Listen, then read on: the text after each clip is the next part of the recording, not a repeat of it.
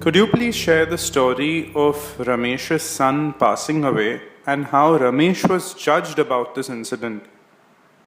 Yeah, I think what is very interesting about Ramesh is the coincidences which used to take place, at least in my interactions with him. And one classic example was one weekend I was with someone who was with Ramesh in the Nisardat Maharaj days. And he, out of the blue, told me that, Ramesh, when he lost his son, instead of coming back for the funeral, can you imagine he went to the States for satsang? How insensitive of him. And I just listened to this and I said, fine, this man is expressing himself. I didn't know too much about this background. And he said, can you imagine what this is, what today's gurus do? Where's the sensitivity? Son is dead, he should go back. And here he's gone to give seminars and talks. So I said, fair enough. I just kept quiet, listened to the man. That was the end of that. Also, I thought. Next weekend, I used to go to Ramesh only on the weekends. Sunday to Sunday to Sunday. I went early. So I went into his room, sat with Ramesh and Sharda. We were chatting. And I don't know even how the talk came up, but it came up. It was regarding his son who passed away. And he told me, he said, Gautam, I remember this incident. My son passed away. The seminar was organized. People were coming from different parts to attend the seminar. And I got the news that my son had passed away. And I was in a situation. There was so much grief. Do I rush back? Or since he has passed away, and so many people have made efforts, the organizers have made efforts, my tickets are booked, should I go there and speak about the teaching? And I had to really figure this out because I was in this situation and I took a decision which was painful and I went forward. I went onward to my trip and I explained it to my wife. And she was, of course, giving me full support. And I knew that people would talk. How insensitive of him. I knew they would talk. I had that awareness, but yet I said, no, that is the past. It's done. It's over. It's my grief. Grief will arise and I am going to go ahead. What got me was how the source or consciousness made Ramesh say this incident to me 1 week after this man told me about this incident from his perspective.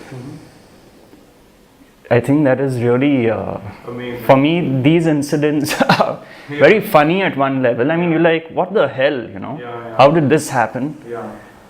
And it shows you the perspective that there are always two sides to everything. There's going to be judgments which are hailed upon you. People are going to talk, which happened in this case. But ultimately, you do what you feel and think you should do. So what do you feel one could learn from this story and take out of it? Well, for me, I think it's very clear that judgments at the end of the day are futile. To judge people for something they are supposed to have done. I mean, what they do is up to them. It's their decision, it's their life. There's no point sitting in judgment and saying, can you imagine this person did this person did that. I mean, how could he, how could she? I think one has seen the futility of all this, that this whole weight of judging others is quite a waste of time, And it's irrelevant because the man did exactly what he felt he should do in full awareness. So really, where does my judgment come in? So I just feel this was a classic example of the teaching shining forth in action and in also showing me that this is what was stated, 1 week ago and this is what is being stated now. Both, of course, are aspects, I can't say that one person was right, one person was wrong. The person who passed a judgment was right from his angle, But yet, it's very clear to me that it is a futile exercise to judge people and situations. It really is, and this really shone through.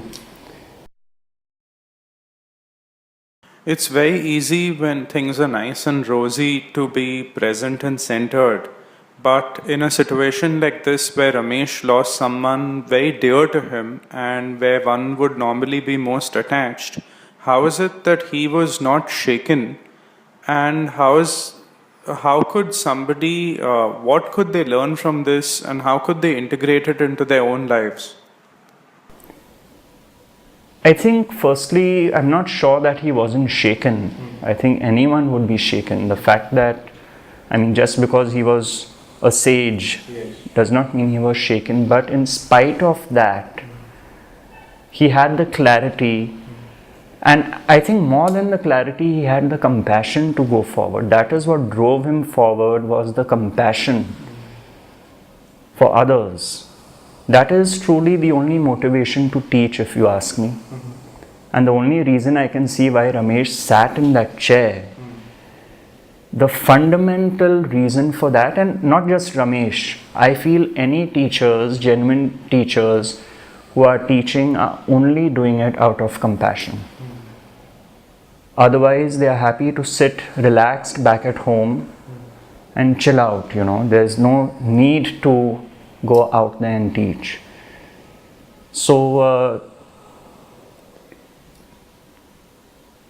for me, that is a pointer, because the grief, if one was stuck in it and it became mourning in horizontal time and one was mired in what could have been, what should have been, there's no way he could have gone forward and spoken and taught, So it was the sheer understanding, Ramesh had a phrase which he used early on in his teachings called understanding in action is witnessing.